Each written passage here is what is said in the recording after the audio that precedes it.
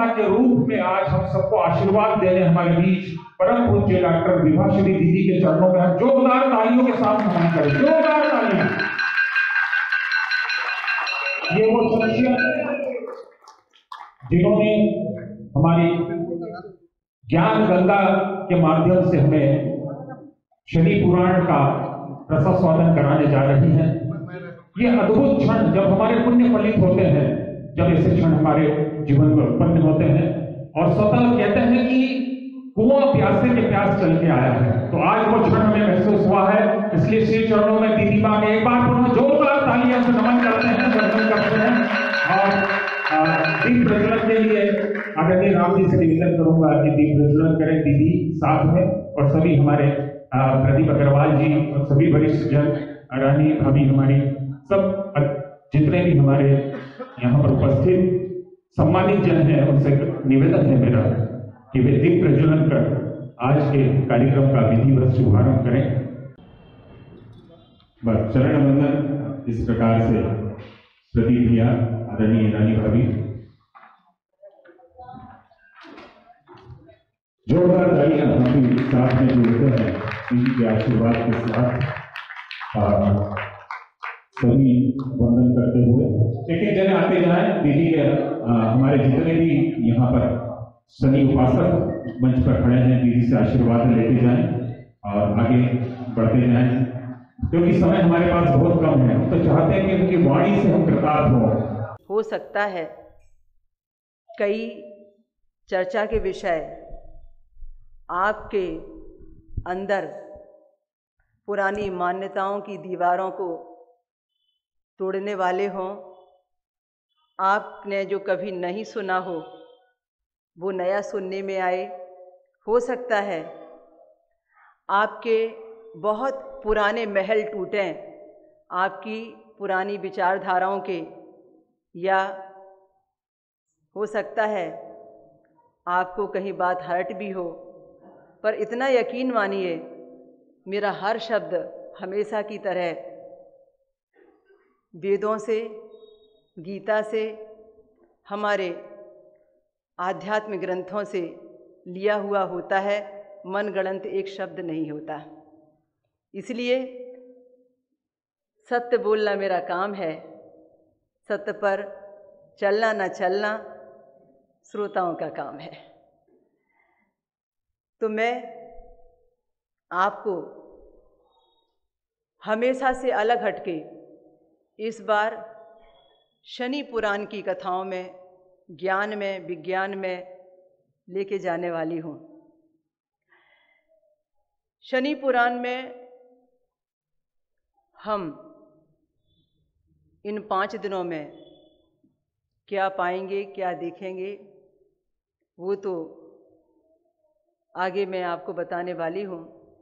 पर हम कोई भी शुभ काम करते हैं, हमारे घर में, हमारे किसी भी कार्य क्षेत्र में शुभता के लिए हम पंच देवताओं की आराधना सबसे पहले करते हैं। ये 5 देवता जो पंच देवता की आराधना में शामिल किए जाते हैं, वे वैष्णव धर्म के अंतर्गत चलाए गए विज्ञान, ज्ञान, आध्यात्म के मान के अनुसार हैं, वेदों के अनुसार नहीं है। ये 5 देवता जिन्हें हम पंच देवता से हर शुभ कार्य के प्रारंभ करने की परंपरा चलाते हैं, ये वैष्णव धर्म के अंतर्गत जो बनाई गई परंपराएं हैं, या मैं यूं कहूं कि द्वापर युग के बाद जब कलयुग प्रारंभ हुआ, तब से इस परंपरा में हम शामिल हुए और हम पंच देवताओं के आराधना से हमारे कार्य को प्रारंभ करते हैं। पहले देवता हैं गणपति, दूसरे देवता हैं भगवान भोलेनाथ, देवों के देव महादेव।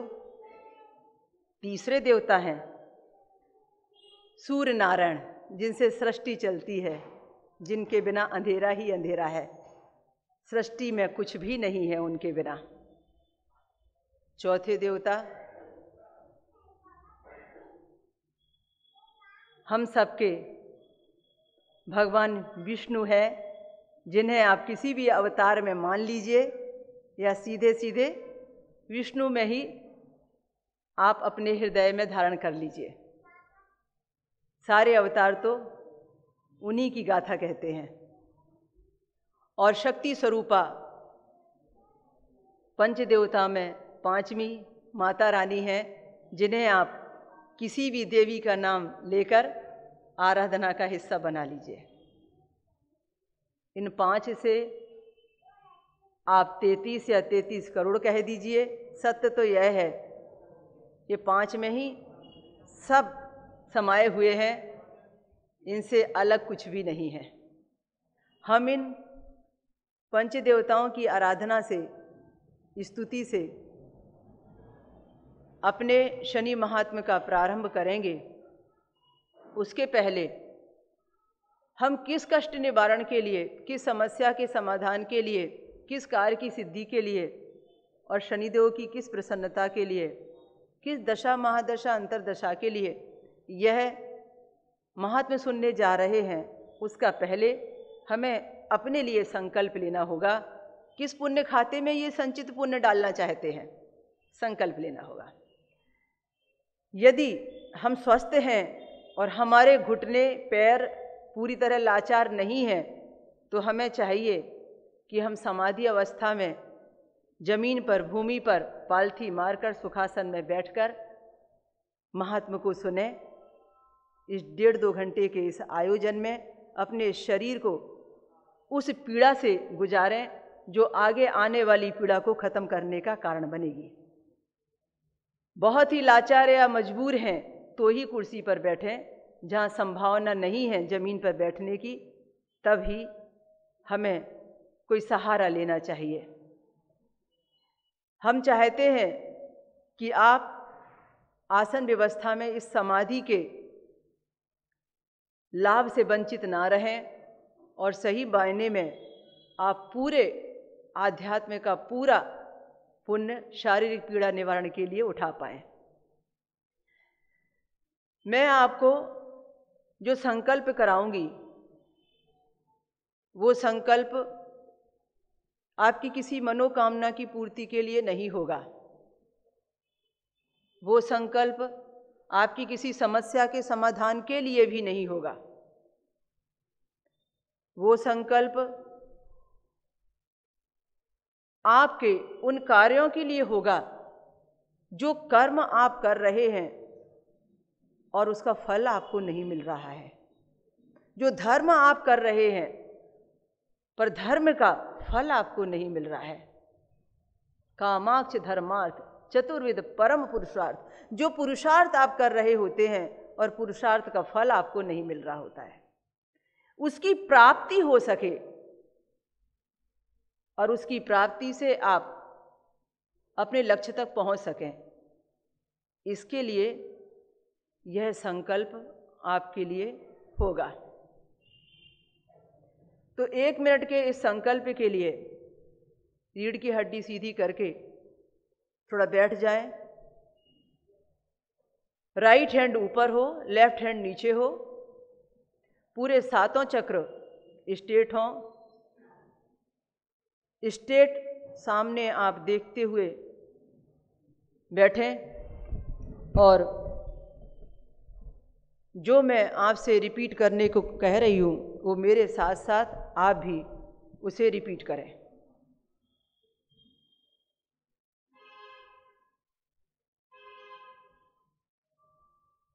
ओम श्री शनेश्वर स्तोत्रस्य कश्यप ऋषि त्रिष्टुप छंद सौरी देवता शम बीजम नेह शक्ति धर्मार्थ कामाक्ष चतुर्विद परम पुरुषार्थ।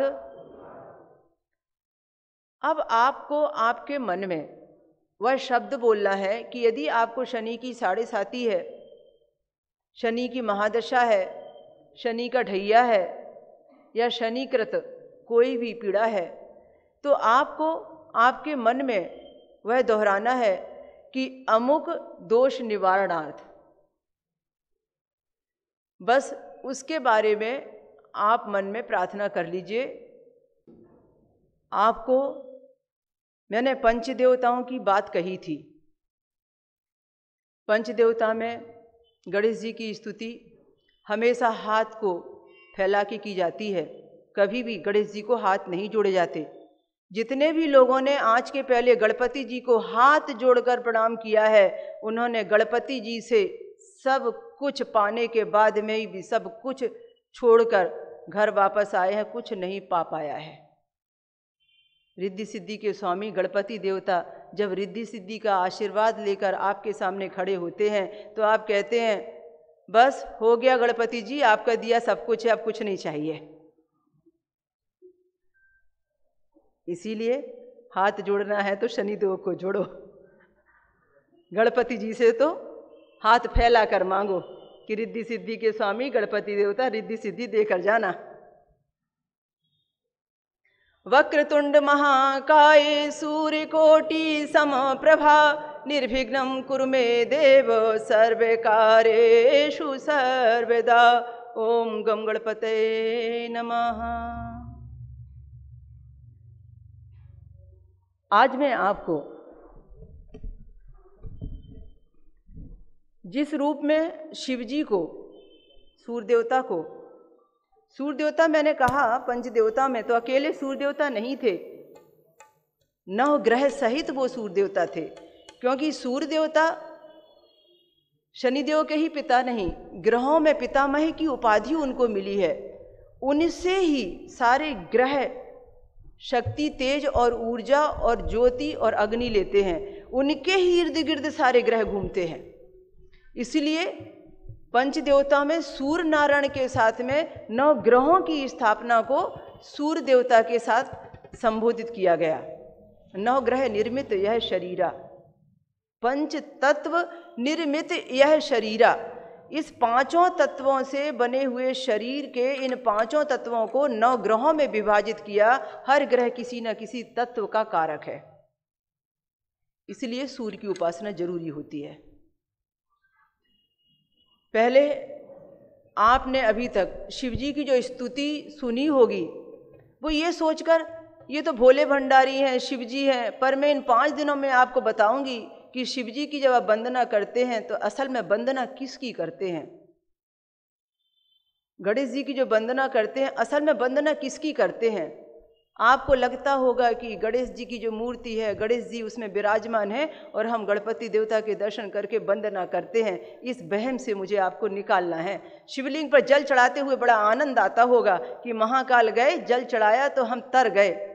हम बताएंगे कि आप तो 25% ही इस ज्ञान को जानते हैं, 75% तो अभी हम आपको बताने जाएंगे कि आप क्या पाके आते हैं महाकाल जाते हैं। तो हम भी गए थे महाकाल, इसलिए आपको बता रहे हैं। निमंत्रण देने तो जाना होता है ना स्थायी देवताओं को, तो स्थानीय देवताओं को निमंत्रण देने के बाद ही आयोजन का आनंद आता है।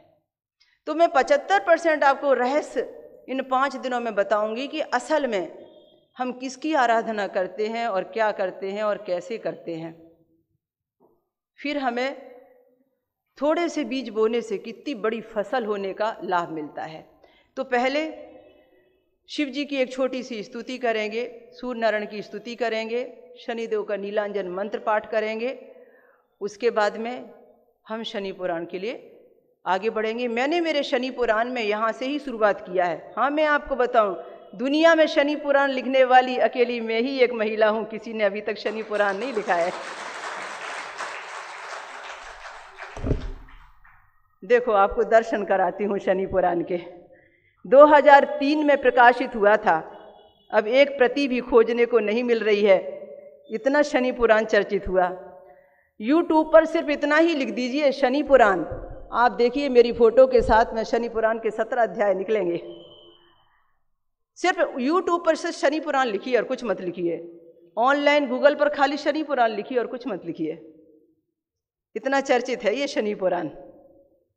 आप शक्तिपात कवच धारण करने जा रहे हैं और उस कवच को आप सुपात्र बनकर धारण कर पाएंगे, परमात्मा सुपात्र में ही अपने पात्र में भरता है। सुपात्र को ही वो चीज़ें मिलती हैं जिसकी पात्रता हम में होती है, परमात्मा हमें वही देता है। इसलिए पात्रता हमारा बनाना हमारा पहला कर्म होता है। तो आप हमारे साथ सूर्य स्तुति का पाठ करेंगे। ओम सूर्याय नमः।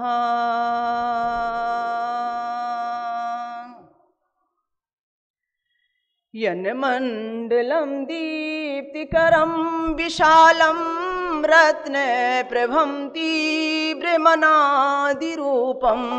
दारिद्र्यदुःखक्षयकारणं च पुनातु मां तस्य वितुर्वरेण्यं पुनातु मां तस्य वितुर्वरेण्यं यन्मण्डलं देवी गणेषु पूजितं विप्रस्तुतं मानवमुक्तिकोविदं तत् सर्वदेवं प्रणमामि भर्ग पुनातु मां तस्य वितुर्वरेण्यं पुनातु मां तस्य वितुर्वरेण्यं यन्मण्डलं ज्ञानघनं त्वगम्यं त्रैलोक्यपूज्यं त्रिगुणात्मरूपं समस्ततेजोमय दिव्यरूपं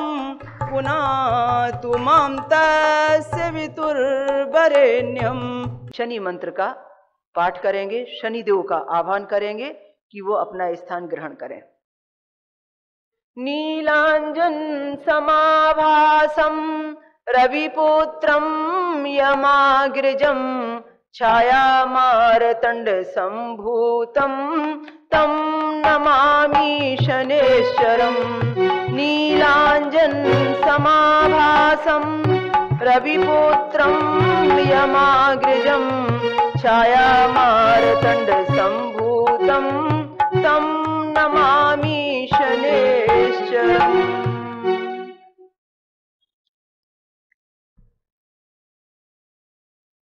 शनि पुराण के अंतर्गत हम क्या क्या जानने जा रहे हैं। 17 अध्यायों में से मैं आज 3 अध्याय पूरे करने जा रही हूँ, बहुत संक्षिप्त में।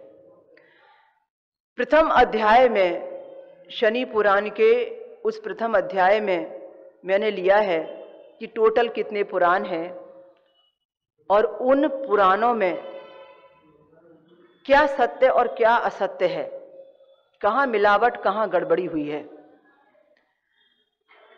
पुराणों में क्या है। संक्षिप्त में यह विषय पहले मैंने बताया है। शनि पुराण इसमें क्या है या शनि पुराण क्या है, इसका विश्लेषण किया है, वैज्ञानिक स्वरूप बताया है, आज विज्ञान क्या कहता है, भौतिक स्वरूप बताया है और ज्योतिषीय विवेचन किया है। भाग 2 में, अध्याय 2 में शनिदेव की जन्म गाथा ली है। जितनी भ्रांतियां दुनिया में शनिदेव के नाम से फैली हैं और ठगाई और लूट खसोट और बदनामी हुई है, करारा प्रहार उस पर किया है और उस करारे प्रहार ने ही मुझे 2012 में एक बहुत बड़े पुरस्कार का विजेता बनाया। मैंने जब अंधविश्वासों को उखाड़कर फेंकने की जिहाद छेड़ी थी और बहुत सारी भ्रांतियों को मिटाने के लिए कमर कसी थी, सत्य बोलने का बीड़ा उठाया था और कड़वा सत्य बोला था। वह तो आप जब पुराण ऑडियो सुनेंगी तो आपको पता चलेगा। तो फिर धर्म के इस विशेष कार्य की स्थापना के लिए बंबई के सम्मुखानंद हॉल में, जो कि सबसे बड़ा और विशाल हॉल है, जहां बिरले और बहुत बड़े प्रोग्राम बॉलीवुड के हुआ करते हैं, 14 अप्रैल 2012 को भारत रत्न अंबेडकर अवार्ड चुना गया था मेरे लिए। और दुनिया की वो सारी हस्तियां जिनसे मिलने के लिए लोग तरसते हैं, उनके आशीर्वाद का लाभ शनिदेव ने मुझे दिया था। ये इसी धर्म की स्थापना की महिमा थी, जिसमें कहीं कोई स्वार्थ नहीं था। शनि पुराण में हमने तीसरे भाग में लिया है सूर्य और शनि में विरोधाभास कैसे था और शिवजी और शनिदेव का रिलेशन क्या था। तीसरे भाग में शनि की दृष्टि जब माता सती पर होती है तो सती से 52 शक्तिपीठ कैसे बनते हैं। ये पौराणिक प्रसंग अलग अलग जगह से संग्रह किए और कौन सा प्रसंग कहां से लिया, यह मैंने जिक्र शनि पुराण में भी किया है। मैं उस पुराण को बहुत संक्षेप में आपको बताऊंगी, क्योंकि समय 2 घंटे का ही होता है और उस 2 घंटे में बहुत संक्षिप्त से संक्षिप्त ही लिया जा सकता है। और पहले दिन तो कुछ समय हमारे शुभारंभ की परंपरा में भी जाता है।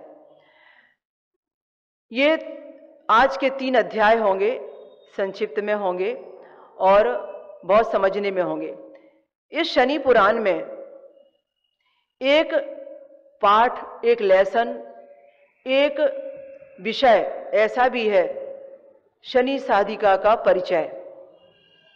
2003 में लिखे गए इस शनि पुराण में जो शनि साधिका का परिचय लिखा गया, वो उस प्रकाशक के द्वारा लिखा गया जो चाहता था कि ये शनि पुराण दुनिया में आए। पहली बार और आखिरी बार वह प्रकाशक जो जालंधर से, पंजाब से था, एरिमा प्रकाशन की ओर से, जो ये जालंधर से उन्होंने अपने खर्चे से प्रकाशित किया था। बस वही मुलाकात जालंधर के कार्यक्रम में मुझसे पहली बार और आखिरी बार उनकी हुई थी। आज तक मेरी मुलाकात उनसे नहीं हुई। मैं भी बहुत व्यस्त रही और वो भी बहुत व्यस्त रहकर बहुत बड़े आदमी बने इस शनि पुराण के कारण। तो ये उनकी देन है। कहने का मतलब यह है कि आप आज जो पाने जा रहे हैं वो आपको भी नहीं पता कि आप दुनिया में कितना अपने आप को बदलकर कुछ निर्माण करने के लिए आज नया जीवन लेकर जाने वाले हैं और नई दिशा बदलने वाले हैं।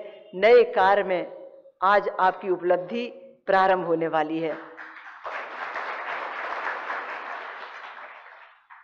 तो शनि पुराण के अंतर्गत जो शनि साधिका का परिचय है, उस साधिका के परिचय को मैं जरूर बताऊंगी, आपको संक्षिप्त में बताऊंगी, थोड़े समय में बताऊंगी, क्योंकि वो शनि पुराण तो अब आपके पास में बुक रूप में नहीं मिलने वाला, क्योंकि मैं उसके कोई संस्करण निकालने वाली नहीं हूं, क्योंकि मैं कोई व्यापारी नहीं और आप मेरे ग्राहक नहीं।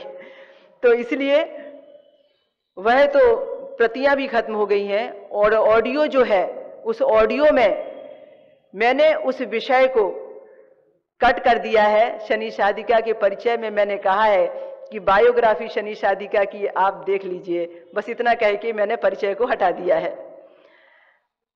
हाँ, मैं आपसे भी कहती हूं, शनि आश्रम औरंगाबाद महाराष्ट्र के नाम से एक बहुत पुराना यूट्यूब चैनल है जिसमें 200 से अधिक हमारे वीडियो हैं जो सब ज्ञान विज्ञान सिखाने के संबंध में है।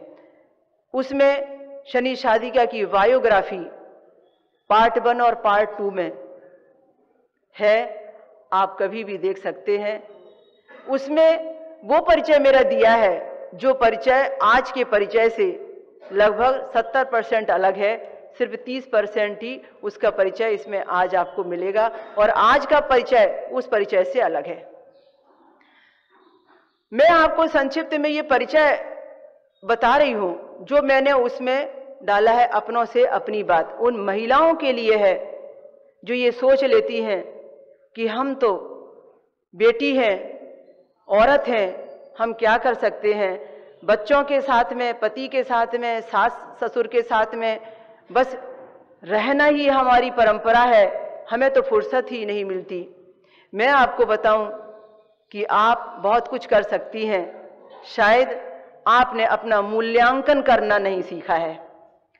मैं उन बेटियों के लिए और उन भाइयों के लिए ये कथा, ये अपनी प्रसंग, ये अपनी कहानी, ये अपनी आप बीती बहुत संक्षिप्त में बता रही हूं, जिन्होंने कभी अपनी बेटियों को, अपनी बहनों को बहुत कुछ करने की चाह रखी, पर वो समाज की बेड़ियों में बंधे थे और चाह कर भी उनकी मदद नहीं कर पाए।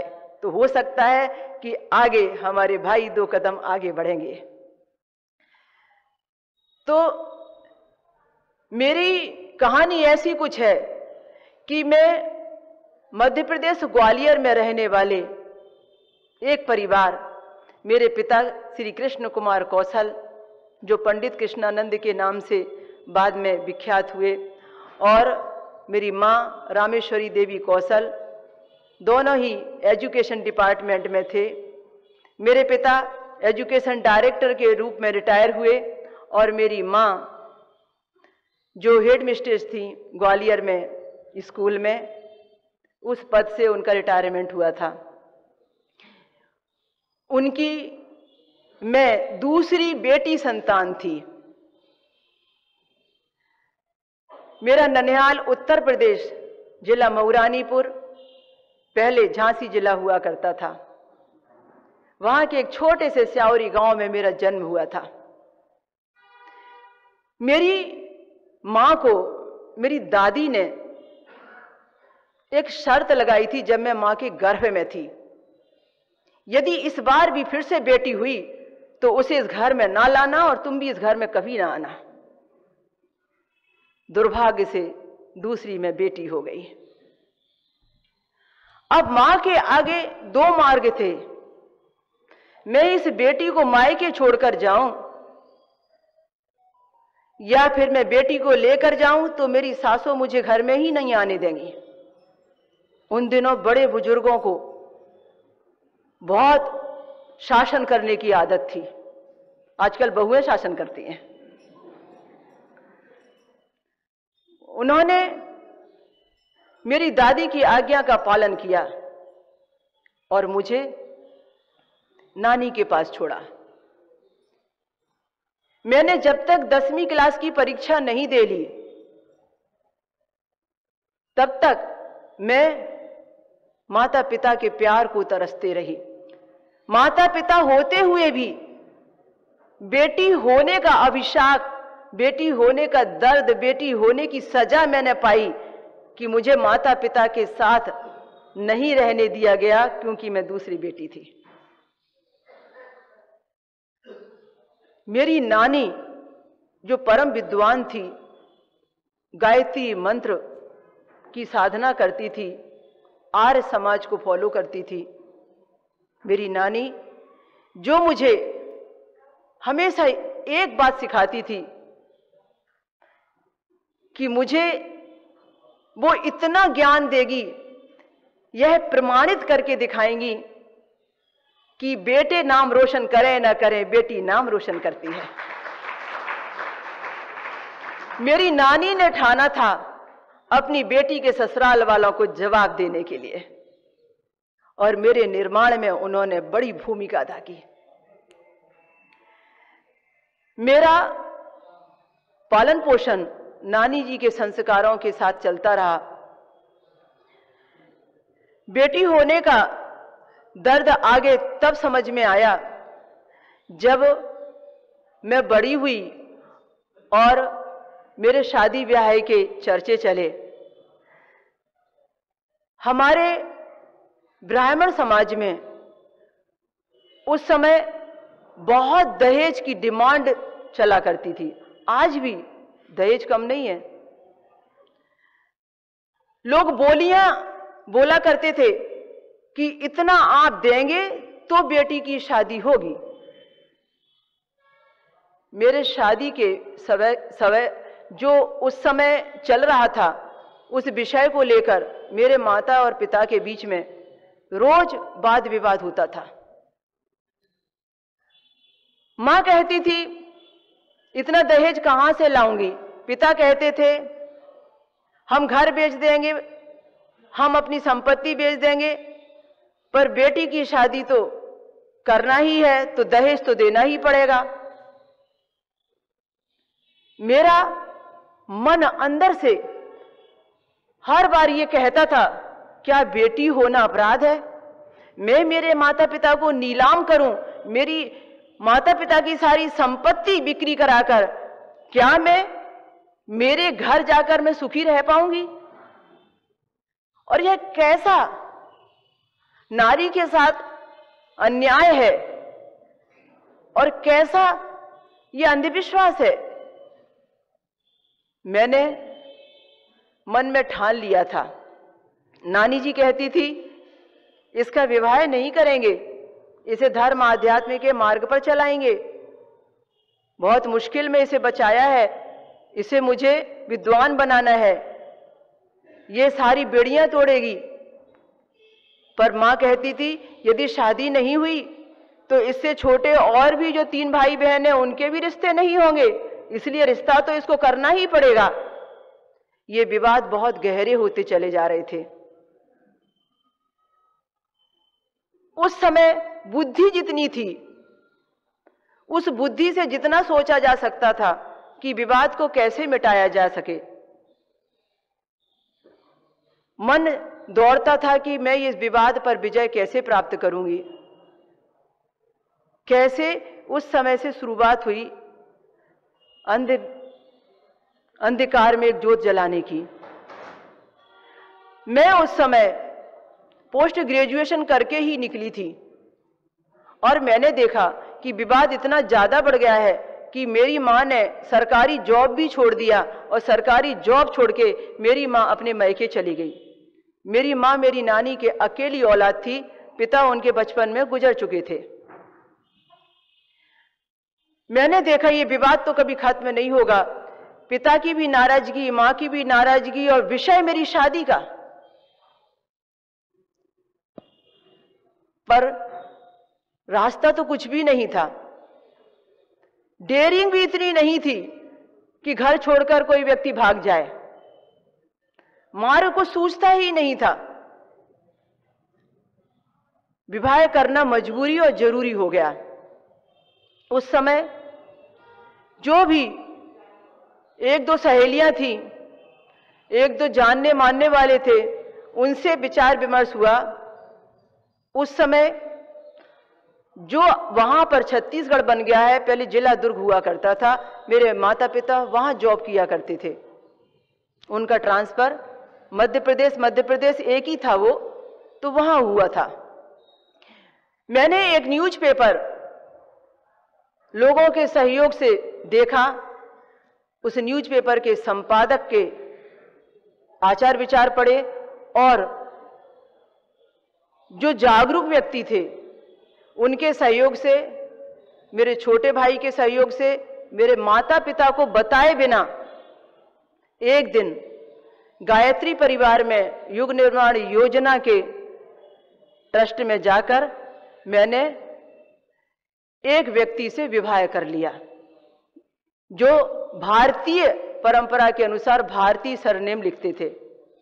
अब ये बात मुझे लगता था कि मेरा ये निर्णय मेरे माता पिता के झगड़ों को खत्म करेगा, मुझे शाबाशी देगा और बहुत सारे दहेज को बचाएगा, बहुत सारी तकलीफों से उनको मुक्ति दिलाएगा, सारी संपत्ति नीलाम होने से बचाएगा। पर परंपराएं और अंधविश्वास इतने गहरे होते हैं कि जब बच्चे कुछ भी करते हैं तो परंपराएं और अंधविश्वास और सामाजिक बेड़ियां वही सबको अच्छी लगती हैं, बच्चों का निर्णय कभी किसी को अच्छा नहीं लगता। इस निर्णय से मेरे माता पिता और विरोधी हो गए और उन्होंने कहा कि ये तुमने सबसे गलत काम किया है, इसलिए आज के बाद तुमको हमारे घर के दरवाजे में प्रवेश नहीं मिलेगा। अब ये फिर एक बेटी होने की सजा थी। मैं आपको ये विषय बता रही हूं कि जब कभी भी ऐसी परिस्थितियां आती हैं तो व्यक्ति धर्म के और नजदीक पहुंचता है, भगवान के और नजदीक पहुंचता है और वह सही माने में सच्चा भक्त बन जाता है। मैंने देखा कि अब मुझे मेरी लड़ाई खुद को लड़ना है। ये तो एक पार्ट था। दूसरी बात, अब जिसके साथ मेरा विवाह हुआ उसके साथ में भी कम महाभारत नहीं हुआ, क्योंकि उनका स्वाभिमान, उनका अभिमान फिर एक नारी से टकरा रहा था। मैं उनसे शिक्षा में, गुणों में, कार्य क्षेत्र में, प्रसिद्धि में, हर क्रियाकलाप में कहीं आगे थी और वो मुझसे कहीं 20 नहीं होकर 19 थे। उन्हें वो चीज खाई जाती थी और वो हर समय मुझे टॉर्चर करने की कोशिश करते, हर समय मुझे अपमानित करने की कोशिश करते, हर समय उनको ऐसा लगता कि कोई मौका ऐसा न छूटे जिस मौके पर मुझे विवाहश्री को तकलीफ न देनी हो और इसे यह एहसास न कराना हो कि औरत की औकात ही क्या है, लड़की की औकात ही क्या है। जो कुछ है पुरुष है, जो बनेगा वो पुरुष बनेगा, नारी तो पैर की जूती है।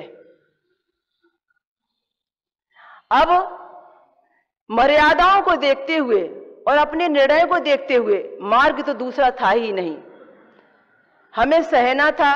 और जैसे हर नारी सहती है, मैं भी सह रही थी। सहते सहते लगभग 14 साल गुजर गए। मेरी बच्ची, मेरे भगवान ने मुझे, क्योंकि मैं भगवान से कहती थी कि मेरी बेटी यदि होगी ना तो मैं अपनी बेटी को वो सारा सब कुछ करने के लिए स्वतंत्रता दूंगी। मैं उस बेटी के माध्यम से अपने सपने पूरे करूंगी जो बेटी होने के कारण मैंने पूरे नहीं किए। इसलिए भगवान ने मेरी सुनी और मुझे बेटी दी। उस बेटी के बड़े होने पर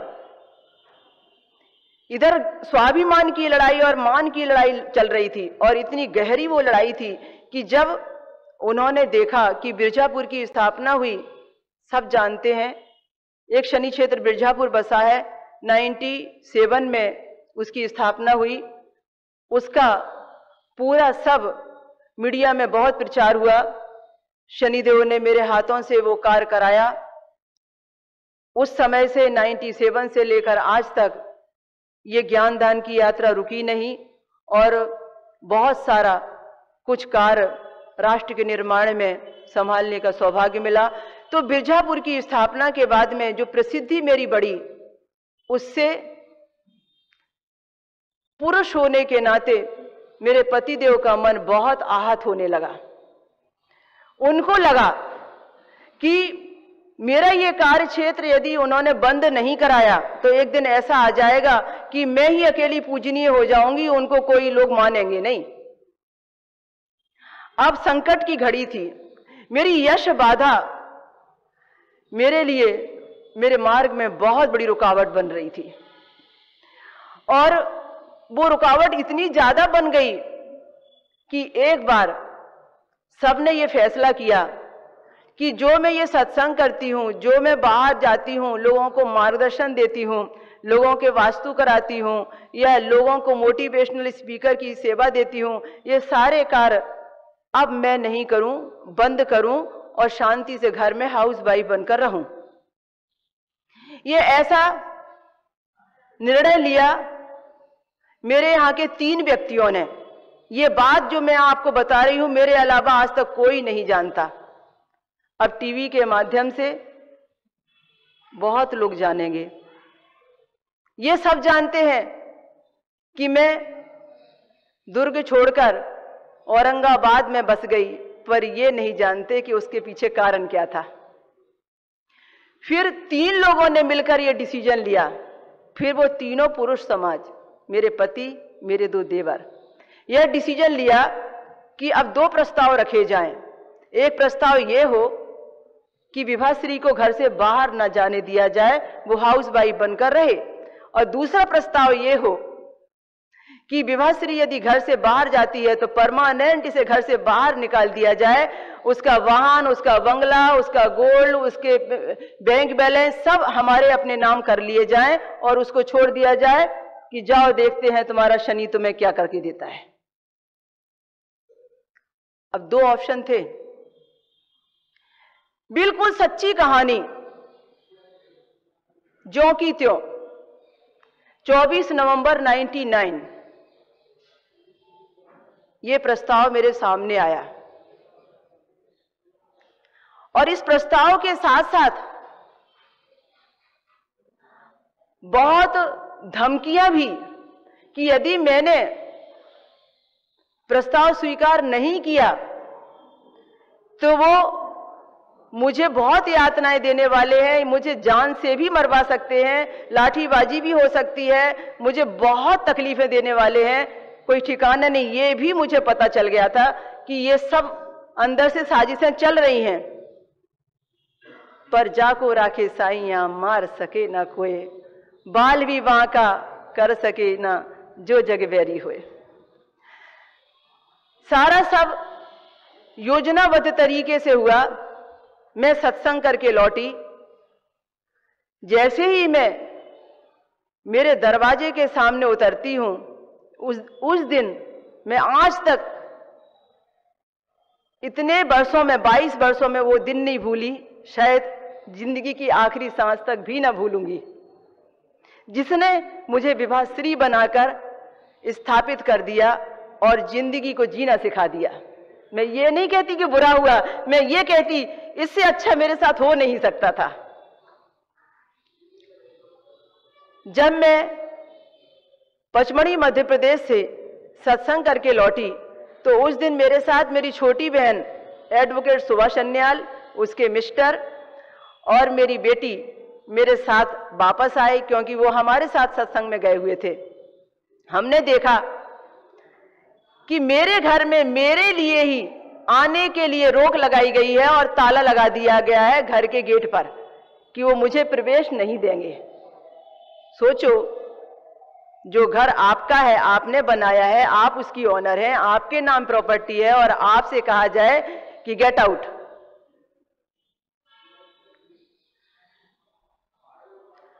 बहुत सारे लोगों ने समझाया, आप अंदर बैठकर बात करो, विचार विमर्श करो, आपको जो फैसला लेना है ले लीजिए। मेरी बहन ने समझाया, सबने समझाया। जो प्रतिष्ठित लोग थे, काफी देर तक दरवाजा नहीं खुला, लंबे समय के बाद में फिर वो दरवाजा खुला, और वह भी बैठक तक खुला। मुझे अंदर आने की परमिशन नहीं थी। मुझे फिर भी कुछ ऐसा नहीं लगता था कि कुछ अनहोनी होने वाली है। मुझे क्या लगता था, शनिदेव तो है ना, मेरे साथ क्या बुरा हो सकता है। और मैं बिंदास थी, जैसे अपने घर में व्यक्ति बिंदास होता है। उस दिन घटना बहुत बड़ी हुई और वो पहले से नियोजित थी और उन्होंने सब कुछ तैयार करके रखा था। सब कोरे स्टाम्प तैयार करके रखे थे, हर चीज पे उनको मेरे साइन लेने थे और मुझे प्रस्ताव सामने में आना भर बाकी था।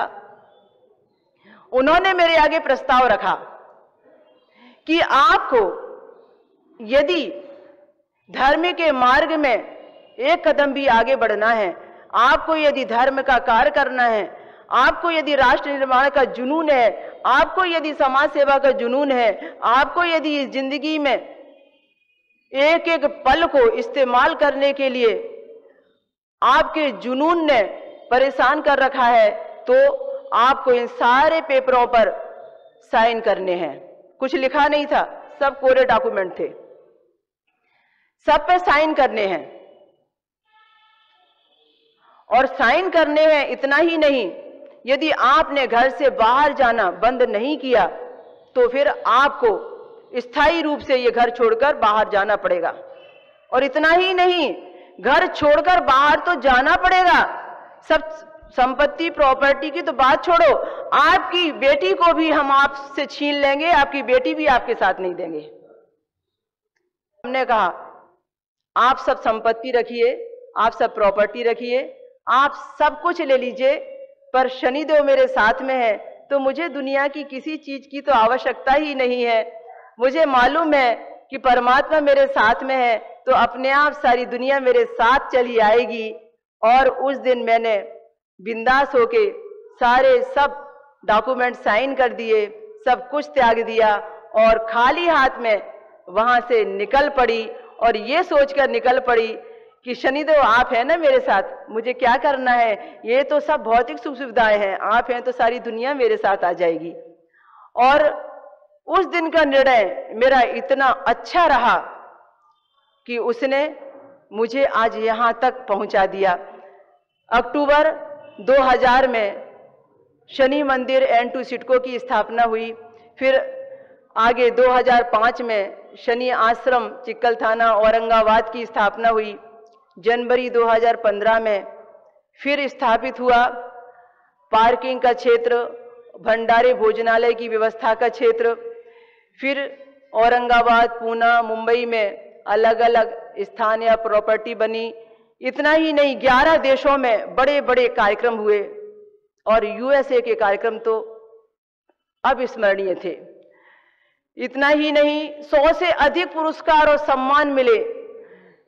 और इतना ही नहीं, 26 किताबें इतने सालों में लिख डाली, 26 CD तैयार की, 10 से अधिक टीवी चैनलों में बड़े बड़े प्रोग्राम साप्ताहिक चलते रहे, 80 से अधिक बॉलीवुड स्टार जुड़े जिनकी मैं मार्गदर्शक बनी, जिनके ऊपर किताब लिखी। रामानंद सागर जो रामायण के निर्माता हैं, उन्होंने भी मेरे ऊपर सीरियल बनाया। महिमा शनिदेव की सीरियल की लेखिका बनी, उन्होंने लंबे समय तक वह सीरियल दिखाया। तो इस तरीके से ये जब त्यागा, छोड़ा तो सब कुछ झोली में आया। हम तो त्यागना ही नहीं चाहते, हम छोड़ना ही नहीं चाहते और चाहते हैं कि सब कुछ पा जाएं। इतना ही नहीं, 2 YouTube चैनल तैयार हुए, 2 वेबसाइट मेरे नाम से चली और बहुत बड़े पैमाने पर लोगों ने कई मंचों पर जो सत्कार किया, उसमें 3 बार man of the award, man of the year का अवार्ड ज्योतिष का सबसे बड़ा पुरस्कार होता है, जिसके लिए असंख्य लोग ताउम्र इंतजार करते हैं। मुझे आज से 15 साल पहले ही 3 बार वो अवार्ड मिल चुका है मैन ऑफ द ईयर का, 15 साल पहले। उसके बाद तो मैंने ये सब छोड़ दिया, बाहर जाना, अवार्ड, सम्मेलन, सब। कॉलेज के मोटिवेशनल कार्यक्रमों में 100 से अधिक कॉलेज में मैंने जो दिया मोटिवेशनल स्पीकर का सेवा का कार्य, वो स्टूडेंट जो यंग पीढ़ी है उसको मैंने आध्यात्मिक बनाया। ये मुझे अपने ऊपर में इसलिए गुरूर है कि उस परमात्मा ने मुझे जिस दर्द से गुजारा, उस दर्द ने मेरा निर्माण किया। इसलिए मैं उन सबको बधाइयां देती हूं जो मेरे इस यात्रा में कहीं ना कहीं मुझे इस धकेलने के और मजबूरी में आगे ले जाने के कारक बने। तो ये मैंने इसलिए बताया कि आप समझ सकें कि आप बहुत भाग्यशाली हैं कि आज से आप भी बदलने जा रहे हैं।